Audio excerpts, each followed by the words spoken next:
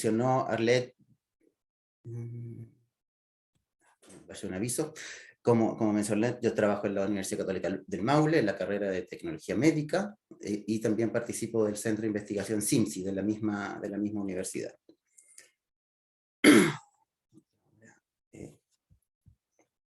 Para que avancen acá. Ay, denme un segundo que hay una barra de cosas que me molesta aquí. Me tapa un poquito la diapo. Ustedes la diapo la ven entera en la parte de arriba, ¿no es cierto? Sí, Esteban, ¿Confirmas? Sí, completa. ya, porque a mí se me tapa un pedazo, pero me la sé.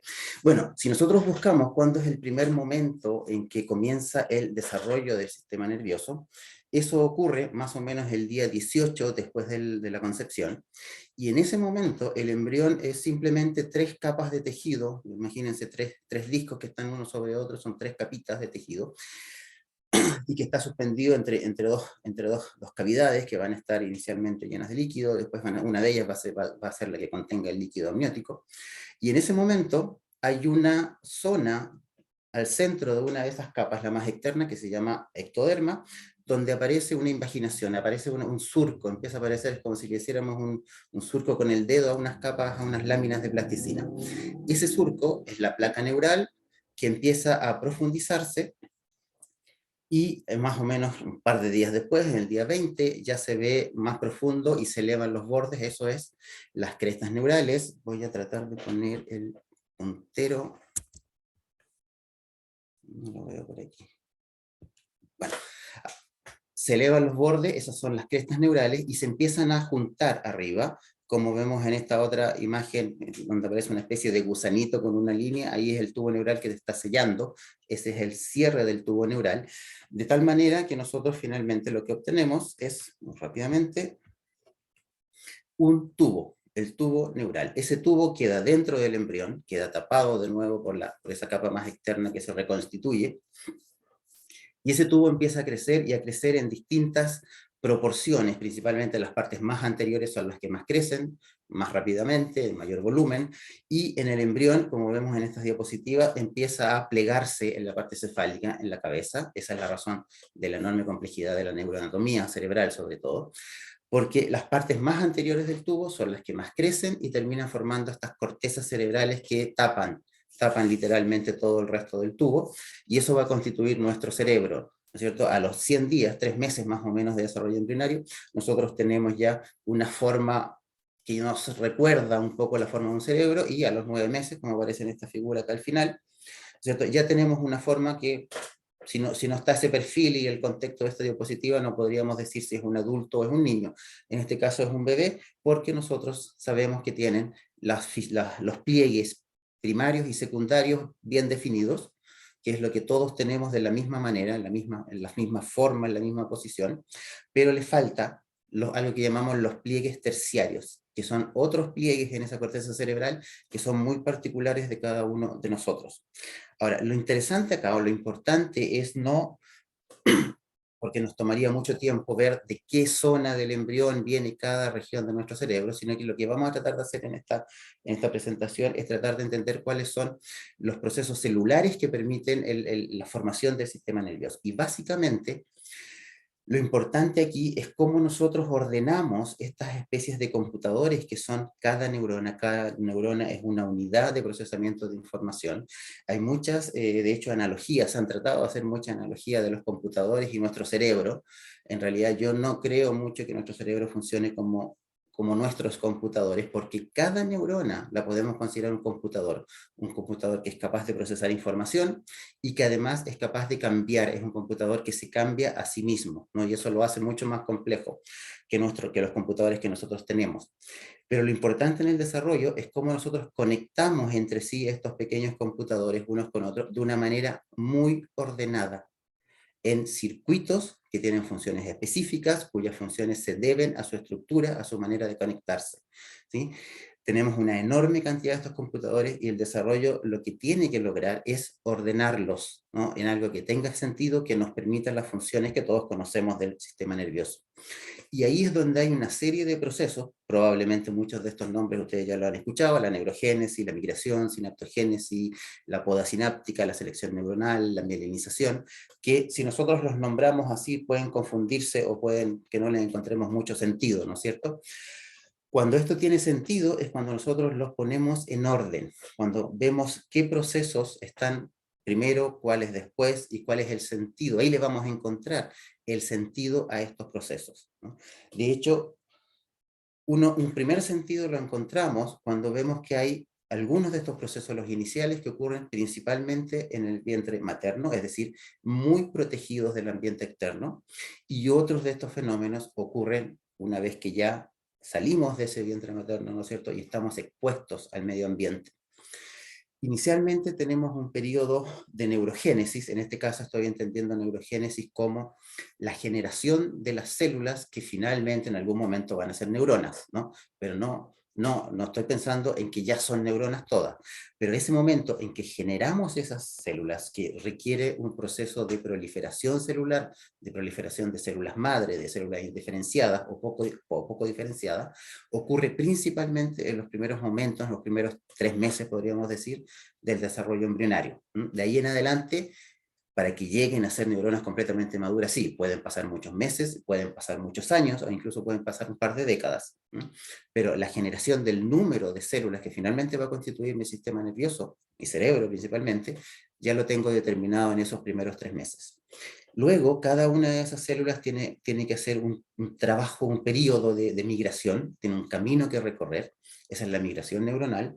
Una vez que se termina ese camino, esas células empiezan a conectarse. La razón de ser de una neurona es conectarse, esa es la sinaptogénesis, y en esos primeros momentos aparece un fenómeno muy difícil de entender, por así decirlo, que es la selección neuronal. Ya vamos a conversar de ello, y luego que eso sucede, hay una selección de esos elementos celulares, tenemos más sinaptogénesis, pasa tiempo, en algunas regiones cerebrales pasa mucho tiempo, y luego recién viene un periodo de poda sináptica, y lo interesante es que este periodo de poda principalmente ocurra fuera del ambiente materno. Y finalmente, solo en algunas regiones de nuestro sistema nervioso hay mielinización. Por lo tanto, la mielinización, que es tal vez el más conocido de todos estos procesos, no es un proceso necesario en todas las regiones del sistema nervioso. El resto, sí, todas las regiones del sistema nervioso pasan por los procesos anteriores. Si lo vemos en términos gráficos, lo primero que sucede, ¿no es cierto?, en este periodo de neurogénesis es que hay células troncales muy poco diferenciadas. Estos son los equivalentes a las células madre, cuya única función es proliferar, dividirse, generar más células, y de esas células, de esa masa de células que crecen en los primeros momentos muy rápidamente en número, algunas toman una decisión y se convierten en algo que se llama neuroblasto, ¿no es cierto? Es como si nosotros estuviéramos en una maternidad, ¿no es cierto?, en que uno de esos bebés llega y decide, porque se le ocurrió, que él quiere trabajar, que él quiere tener un trabajo y él quiere ser bombero. En ese caso, cuando él tiene la mala idea de decir que quiere ser bombero, le ponen un casco, le entregan una regadera, algo no muy útil, y lo expulsan de la maternidad. Esa es la migración celular, una vez que, neuronal, digamos, porque ya es un neuroblasto, una vez que esas células proliferativas, ¿no es cierto?, tomaron la decisión de ser neurona, se transforman en algo que le falta mucho para ser realmente una neurona, pero tiene que salir de esa región, tiene que migrar, tiene que moverse, ¿sí?, en una situación, en una forma que todavía ni siquiera se parece a una neurona. Ese elemento, el neuroblasto, es el que sufre un camino de migración, tiene que hacer una migración hacia el lugar donde finalmente va a cumplir sus funciones, y ahí recién, cuando llega, se transforma en este otro tipo de célula que lo llamamos neurona recién nacida. Miren, aquí recién nos permitimos ponerle el nombre de neurona recién nacida, antes ni siquiera le alcanzaba para eso. En ese caso, esta célula deja de moverse y extiende unas prolongaciones que inicialmente llamamos neuritas, porque no sabemos si son axones o dendritas, y que terminan en una especie de manito que se llama cono de crecimiento. Y de ahí en adelante, esa célula tiene que seguir teniendo cambios, decisiones de diferenciación, hasta que finalmente logra ser una neurona madura como la que aparece aquí a la derecha. ¿No es cierto? Un soma mucho más grande, muchas prolongaciones se transformaron en dendritas, ahí tienen espinas, que significa que están recibiendo sinapsis. Una de las prolongaciones se transformó en axón, que significa que es el que va a conducir y llevar la información hacia otra neurona. Es decir, tienen que pasar muchas cosas desde ese primer momento, buen momento, mal momento, en que este bebé dijo: yo quiero trabajar, yo quiero ser bombero, y recién inicia ese camino. Básicamente, en la neurogénesis vamos a tener producción de células que son todas tipo células madre, troncales, proliferativas, que siguen proliferando, y solamente las que toman la decisión de ser neuroblastos, de ser neuronas, se transforman en esta intermediario, esta cosa que se llama neuroblasto, y tienen que inmediatamente iniciar este camino de migración. Cuando llegan al lugar, empiezan a tratar de conectarse, como todos nosotros cuando llegamos a algún lugar, o la mayor parte de nosotros, ¿cierto? Llegamos a un lugar nuevo y hay gente, bueno, tratamos de empezar a conversar con el que nos tocó al lado. En ese momento ocurre un fenómeno muy curioso que se llama selección neuronal, donde la mitad de las neuronas, de las células que van a ser neuronas que produjimos y que ya recorrieron este camino, tienen que ser eliminadas. Eso se llama selección neuronal. Luego sigue existiendo sinaptogénesis, aquí pasa un tiempo entre medio y recién viene el otro proceso de poda sináptica, que es muy diferente a la anterior. Hay mucha confusión en Internet, sobre todo entre estos dos procesos que parecen ser uno. Son dos distintos, en tiempos distintos y en dimensiones distintas. La poda sináptica es simplemente una selección de las conexiones. Y finalmente vamos a tener el proceso de mielinización, como yo les decía, solo en algunos lugares. Si yo voy a mirar, por ejemplo, cómo se constituye, cómo se llenan de células las cortezas cerebrales son aquellas partes más demorosas en su desarrollo en el sistema nervioso, y está formada por 6 capas, y si uno mira cómo se van llenando, aquí vemos el orden, se van llenando desde adentro hacia afuera, y miren, en los 100 primeros días de gestación, prácticamente las células que van a ser parte de esa corteza ya están ahí, ¿sí? De ahí en adelante, el problema no es generar grandes cantidades adicionales de células, sino que diferenciar esas células. En ese proceso en que las células se tienen, voy a volver atrás, en que las células tienen que ir moviéndose, aquí está la migración celular en la corteza, van migrando hacia afuera del lugar donde se generan, y eso se llama migración radial, y de hecho hay un tipo de glía, que es la glía radial, que literalmente funciona como una liana o como un marcador por donde ese neuroblasto, con un pequeño bracito que tiene, va caminando, va moviéndose casi como Tarzán a través de una liana, ¿no es cierto? Y va encontrando su camino. Eso es un marcador de su camino.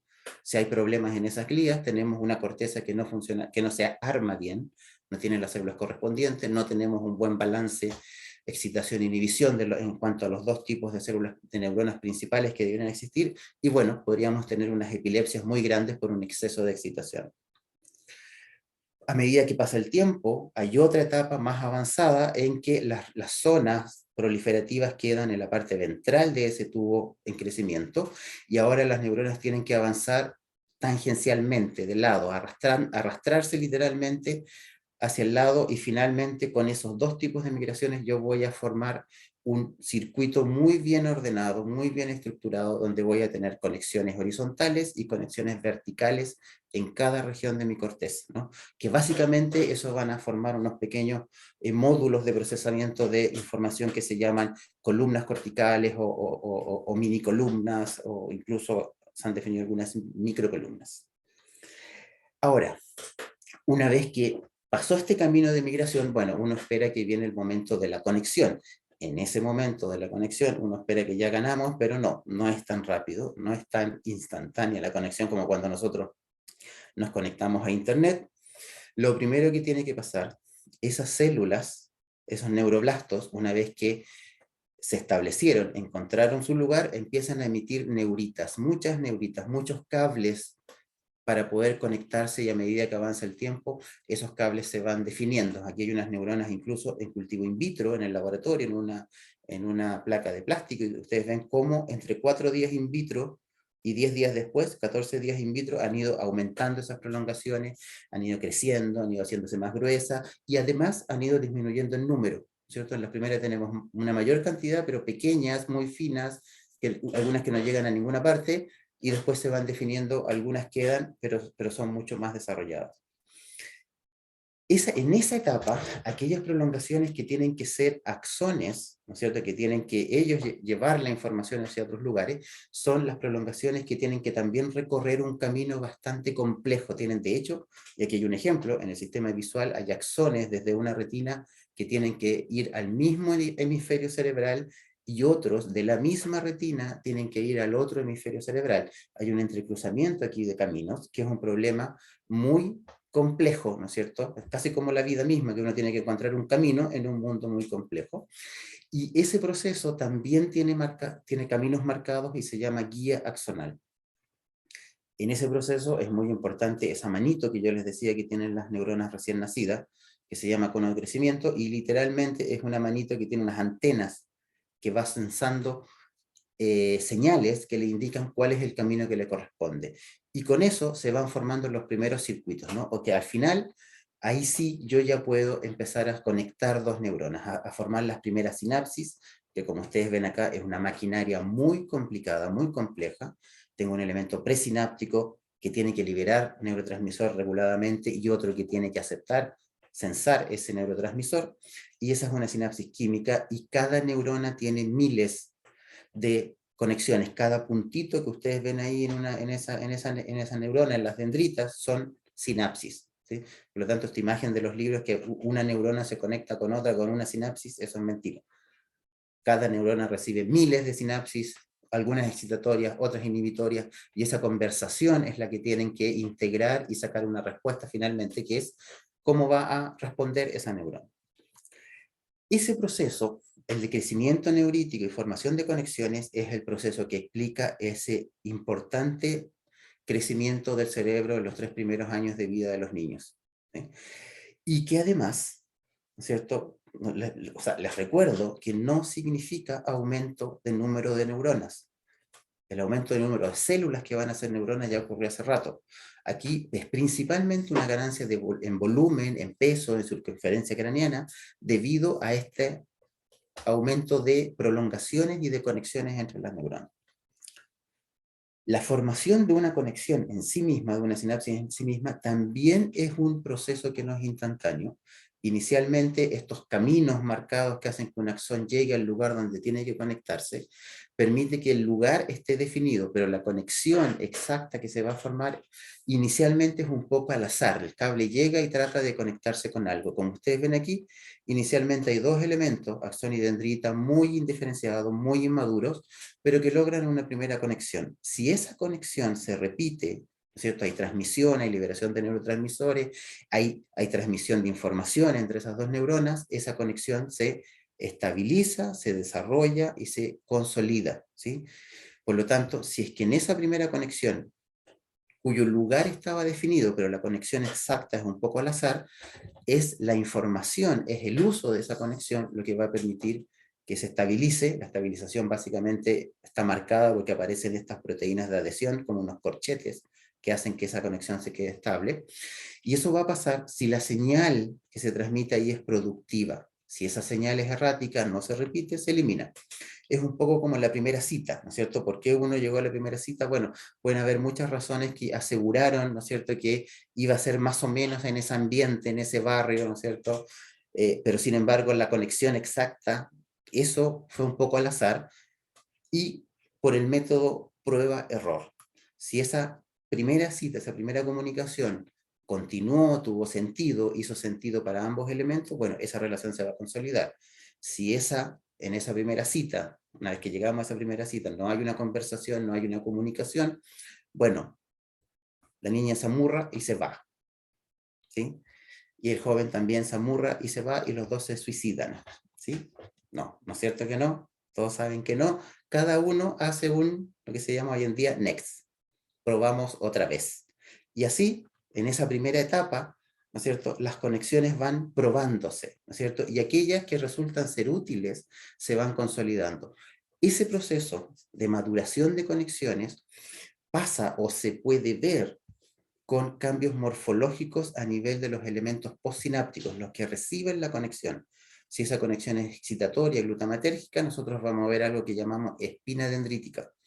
Y esa espina pasa por cambios morfológicos a medida que madura. Inicialmente son como unos pelitos, ¿cierto? Cuando todavía no están conectados, y luego van transitando unas formas más compactas o formas de honguito o de copa. Cuando nosotros vemos estas formas de honguito o de copa, es que esas sinapsis ya pasaron este periodo de prueba y están más consolidadas. ¿Cuándo ocurre esto? Lo importante acá no es exactamente cuándo, es qué es lo que están haciendo los niños en ese momento. En ese momento, el hecho de que ciertas conexiones progresen a un estado consolidado y otras no, depende de la información que transmiten, por lo tanto depende del uso de ese circuito que está en desarrollo, por lo tanto depende de las actividades que está haciendo el niño, de la interacción que tiene el niño con su entorno y que significa información para ese circuito. Si esa información es útil, bueno, esas sinapsis van a continuar. Si no es útil, no van a continuar. Por lo tanto, aquí es donde a mí no me gusta mucho usar la palabra estimulación. Esto es muy usado, esto de que los niños necesitan ser estimulados. Yo creo que aquí yo no necesito estimular a los niños así en términos como lo haría en el laboratorio, ¿no es cierto? Poniendo unos electrodos en un tejido y enchufándolo a la corriente, ¿no es cierto? Electrocutándolo. Lo que yo necesito es la actividad de la vida diaria, de la vida normal que debe tener un niño. Esa es la actividad que va a ser útil para los múltiples circuitos que se están desarrollando. Y algo muy importante, tienen que ser actividades que tengan sentido, que relacionen distintos circuitos. Es muy poco útil concentrarse y estimular una sola habilidad en un niño, por ejemplo, ¿sí? Es muy poco útil para él. Ahora, ¿cuándo ocurre exactamente? Bueno, cada zona tiene sus propios tiempos. Y aquí es importante recordar que hay un gradiente, ¿no es cierto? Las zonas más caudales en el sistema nervioso y las zonas más primitivas van a madurar antes, van a tener estos procesos más tempranos, y las zonas más nuevas evolutivamente, las más complejas, nuestro cerebro, nuestras cortezas, sobre todo nuestra corteza prefrontal, va a ser la más lenta de todas, la que va a tomar más tiempo, ¿no? Y ahí por fin podríamos decir, ¿cumplimos? No, no cumplimos. Todavía falta muchos procesos. ¿Cuál? Ahí viene, en este momento que creemos que ya lo logramos por fin, hay un proceso, sucede un proceso que se llama muerte celular programada o apoptosis, o por el mecanismo de apoptosis. Después de todo lo que tuvo que pasar esta pobre neurona, y llegó por fin a conectarse, sobreviene una muerte celular, es decir, ese neuroblasto, una muerte celular que estaba programada, ese neuroblasto cuando fue expulsado de la maternidad y le regalaron su regadera porque quería ser bombero, y su casco de bombero obviamente, además le pusieron una bomba de tiempo en la mochila. En ese momento, cuando las neuronas están recién empezando a conectarse, se activa esa bomba de tiempo.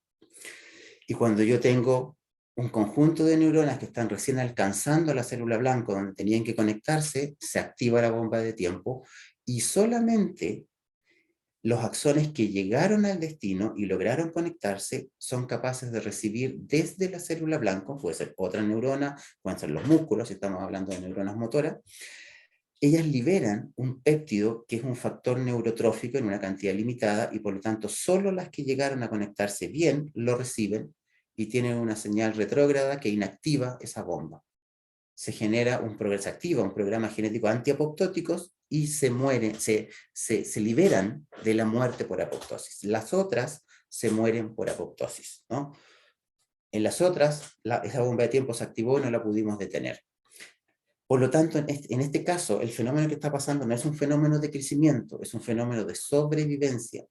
Cada neurona que nosotros tenemos hoy en día, ¿no es cierto?, ya siendo adultos, algunos más viejos que otros, es un sobreviviente. Cada una de esas células ya pasó ese periodo hace mucho tiempo, muchas de ellas, y es un sobreviviente a todo eso.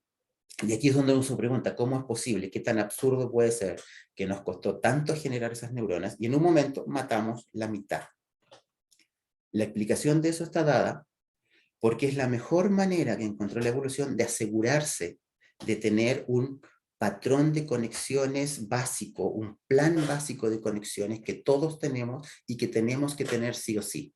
Es como hacer una escultura, ¿no es cierto? En que si yo quiero obtener una figura, elimino lo que sobra y eso es mejor que ir construyéndolo de a pedacitos, ¿sí? Y todos los fenómenos que han pasado, la neurogénesis superabundante, los caminos de migración, los caminos de guía axonal, la sinaptogénesis y la muerte celular, básicamente lo que hacen es asegurar ese plan básico.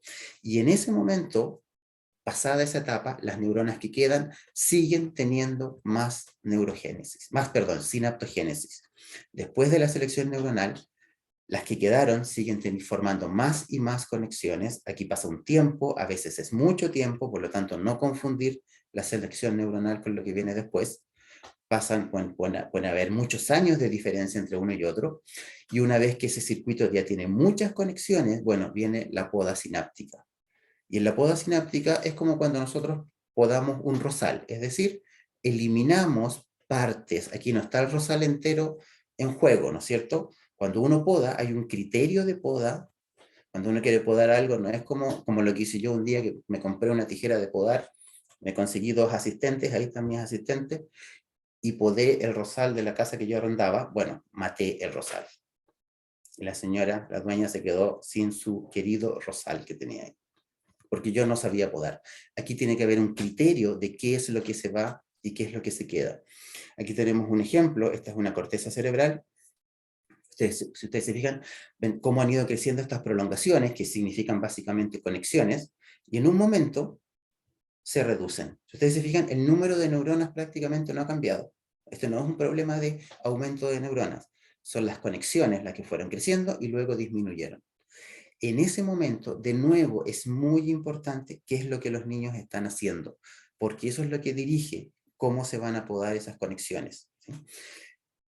Inicialmente, nosotros nos aseguramos por un mecanismo que gasta mucha energía, ¿no es cierto?, que generamos mucho material de sobra, nos aseguramos de tener las conexiones, un mapa de conexiones básico elemental que tenemos que tener sí o sí para funcionar. Pero llega un momento, y eso es lo que hace la poda sináptica, en que esas neuronas sobreconectadas, ¿no es cierto?, esas neuronas chasconas con muchas conexiones, tiene este proceso de poda, pero un proceso de poda que requiere instrucciones, requiere un criterio, porque lo que hace la poda no es solamente que los circuitos sean más rápidos y más eficientes energéticamente, más rápido porque se dan menos vueltas, sino que además los hace adecuados al contexto. Por lo tanto, la información, el criterio de poda aquí viene desde el contexto, aquí viene desde la interacción con mi medio externo. Y por lo tanto, ese circuito se refina, se hace adecuado al contexto e incluso aparecen funciones que antes no existían. El proceso de poda sináptica hace que un circuito básico que funciona, pero no tiene todas sus funciones, adquiera funciones que ahí se van a notar, funciones que para ese circuito en ese momento son nuevas, que a nosotros después nos parecen que son muy obvias, pero hay algunos circuitos que adquieren funciones nuevas. Nosotros nacemos sin ver en 3 dimensiones. Necesitamos que la corteza visual, durante el primer año, sufra poda de conexiones, eliminación de conexiones, y ahí recién empezamos a ver en 3 dimensiones. ¿Cuándo ocurre? Bueno, lo más importante, y esto yo creo que es lo que yo más quiero que ustedes se acuerden, es que no existe un momento de poda. Por lo tanto, dejemos a los niños en paz. No tienen que aprender todos los idiomas antes de los 3 primeros años, no tienen que aprender equitación antes de eso, no tienen que aprender gimnasia antes de eso, no tienen que aprender todo junto antes de eso, ¿sí? Cada zona cerebral tiene sus propios tiempos y además cada circuito en su poda está interactuando con otros circuitos, se sobreponen los periodos, ¿sí? Por lo tanto, tenemos mucho más que 3 años para desarrollar esos circuitos. Y estoy hablando en serio. Me refiero a todas las gentes, las personas, ¿no es cierto?, que pretenden que los niños pequeños aprendan todo antes de los 3 primeros años. Incluso la adolescencia es poda sináptica en corteza prefrontal, en grandes áreas de la corteza prefrontal. Por lo tanto, algo que muchas veces uno piensa que ocurre solo en la niñez, no, ocurre hasta los 20 y tantos años, y la adolescencia es prácticamente consecuencia de eso, de poda, de eliminación de conexiones sinápticas en nuestra corteza cerebral, en la prefrontal principalmente. Por lo tanto, lo que tenemos que recordar es esto: todos los circuitos van a tener un momento en que aumentan su número de conexiones para después tirarse por una especie de tobogán en que las disminuyen. Y en ese momento es que es importante esa información del medio ambiente, si ustedes quieren lo llaman contexto, lo llaman cultura, llámenlo como quieran llamarlo, pero eso que viene del medio ambiente, esa información que viene del medio ambiente es vital, es crítica para saber cuáles son las conexiones que se tienen que quedar y cuáles son las que se tienen que ir. Eso es, por lo tanto, el sustrato neurobiológico de los famosos periodos críticos. Es el momento en que yo estoy refinando circuitos, podando circuitos, y necesito que el medio ambiente me diga las instrucciones, me diga cuáles son las que tengo que dejar. Y cada zona tiene sus propios toboganes, ¿no es cierto? Algunos van más en paralelo, más cercanos unos con otros, otros tienen otras pendientes distintas, otras tienen otras pendientes muy distintas, ¿no? Y cada región tiene su propio tiempo, por lo tanto la poda no es a los 3 años. Algunas regiones a los 2 meses, a los 6 meses, a final del primer año, al 2, al 5, al 7, al 14, al 17, etc. De la misma manera, ¿no es cierto?, en que para nosotros hay algo que parece que es un adorno, que es el peinado, para los circuitos cerebrales esta poda, que finalmente es el peinado que yo les hago, de la misma manera que pasa con nosotros, termina definiendo la manera en que funcionan. Los circuitos con la poda, si bien ya existen, están armados, funcionan, la definición de cómo realmente funcionan, de cómo realmente son o no son adaptados al contexto que les toca, va a depender de ese peinado final, de esa poda, ¿sí? Y por lo tanto, define. Y las diferentes podas en nuestras diferentes regiones cerebrales nos definen. La poda cerebral es algo que finalmente termina definiendo las diferencias que tenemos nosotros, unos con otros. El mapa básico, los caminos básicos, las conexiones elementales, las tenemos todos y las tenemos iguales. La diferencia que tenemos, que es este peinado, es gracias a la poda sináptica. Las principales diferencias es gracias a la poda sináptica. De hecho, hoy en día se conocen algunas alteraciones o condiciones, ¿no es cierto?, donde hay un déficit de poda. En el autismo, por ejemplo, hay neuronas que tienen menos poda y se quedan con más conexiones. En la esquizofrenia se ha visto que hay un exceso de poda, un exceso de recorte de conexiones, principalmente en la corteza prefrontal, que se está desarrollando al final de la adolescencia, ¿no es cierto? Y por eso la esquizofrenia aparece al final de la adolescencia. Por lo tanto, después de todo este camino, después de toda esta historia que le tocó a las pobres neuronas, el último mecanismo, el último proceso, que es la mielinización, prácticamente es un toque de laca. Prácticamente es el último adorno que podemos poner, y que es muy importante, eso sí, en algunos circuitos, porque les cambia la velocidad, y eso, bueno, en algunos hitos del desarrollo eso se nota, ¿cierto?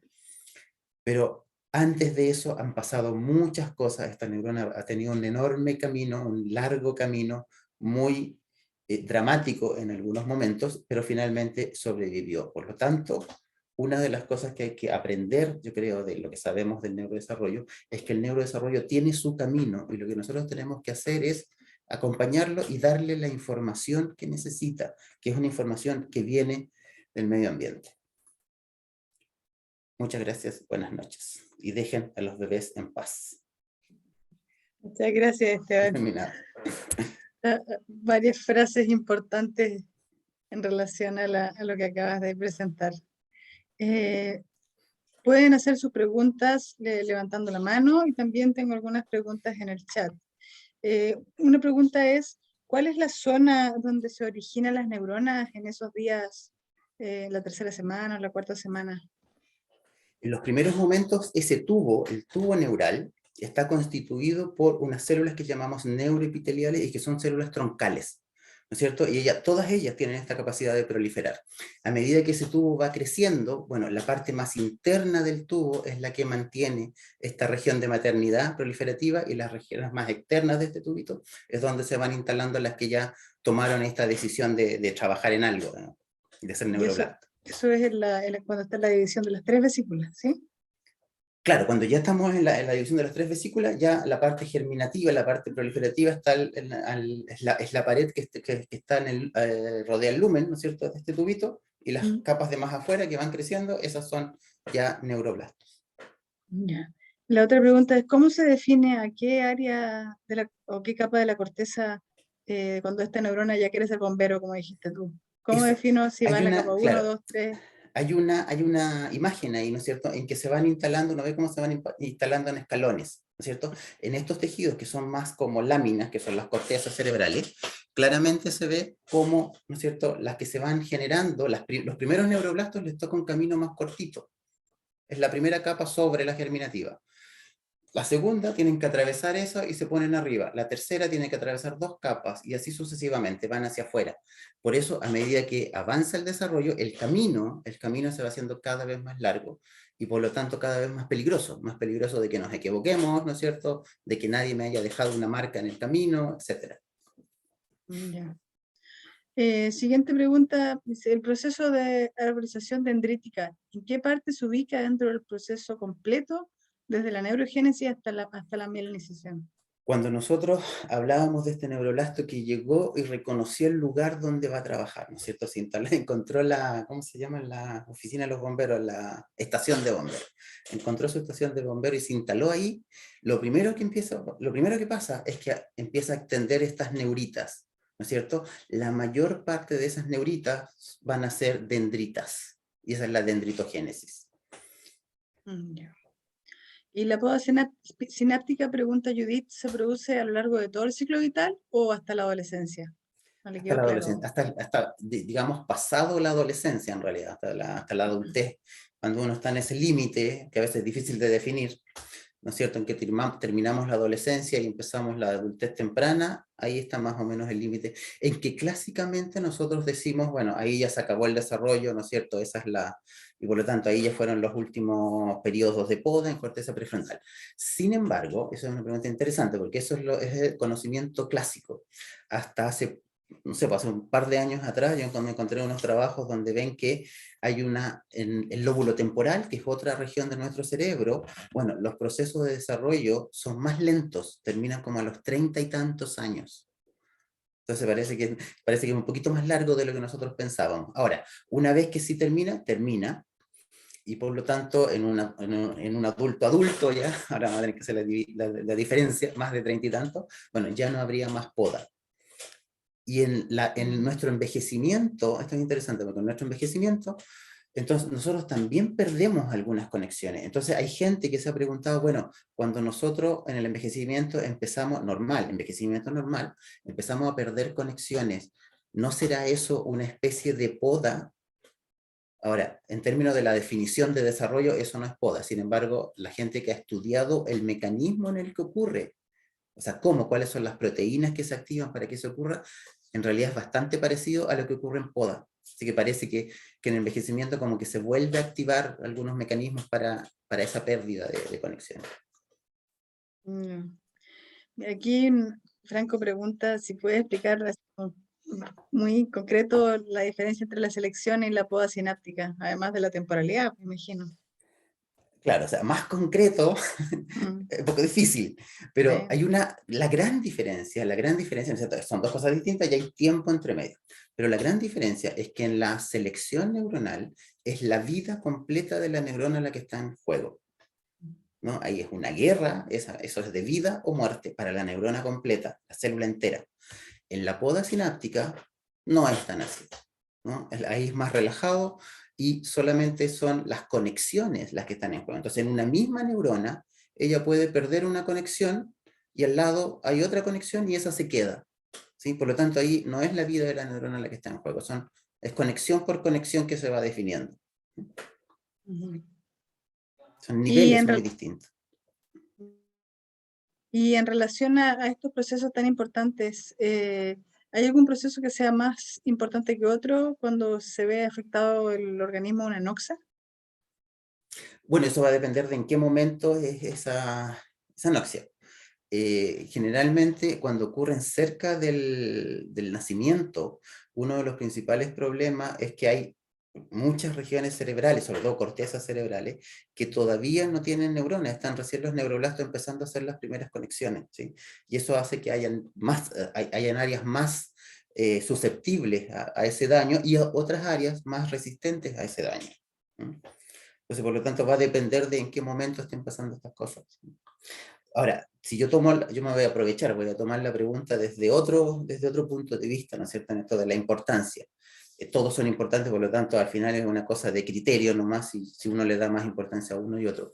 Pero en esto que decía yo, en cuanto a qué es lo que a nosotros nos define, qué es lo que define nuestras diferencias en la manera, básicamente define la diversidad neurológica que todos, o neurobiológica que todos tenemos.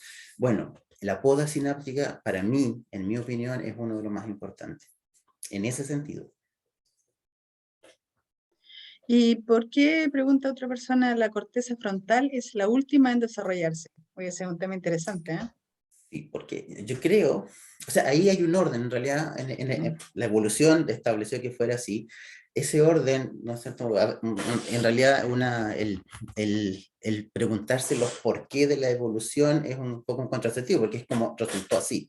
Ahora, sí uno le puede encontrar un sentido, y es que como son las regiones más nuevas en la evolución, probablemente en su desarrollo son más dependientes de la formación inicial de las otras regiones. Es decir, de hecho se sabe muy bien que, por ejemplo, para la formación de las cortezas cerebrales son importantes neurotransmisores que vienen tipo noradrenalina, catecolaminas, que vienen desde el tronco cerebral, desde el mesencéfalo, la parte superior del tronco cerebral, ¿no es cierto? Y que se desarrollan mucho antes y que funcionan como factores tróficos para el desarrollo de la corteza.